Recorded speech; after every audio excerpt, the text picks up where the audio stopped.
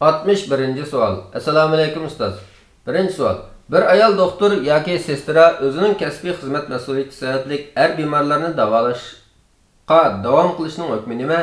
Har qanday bemorni davolash mas'uliyatim bor. Uning ustiga bemorlarni palakib tutqachga hechqisi yo'q deyish kifoya qilindi. Bu jarayonda ayol doktor og'ir gunohkor hisoblanamdi?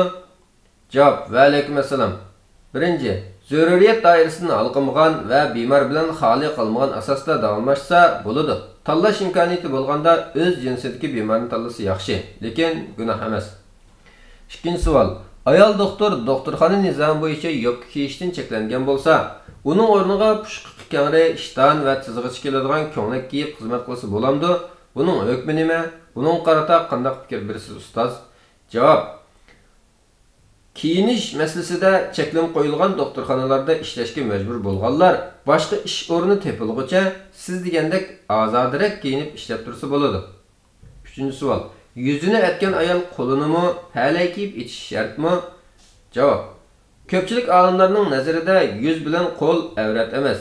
Yuzni avrat deb qaraganlar qo'lnimi avrat deydi. Shunga u qarashni tutganlar qo'linimi palay kiyib yo'gish kerak.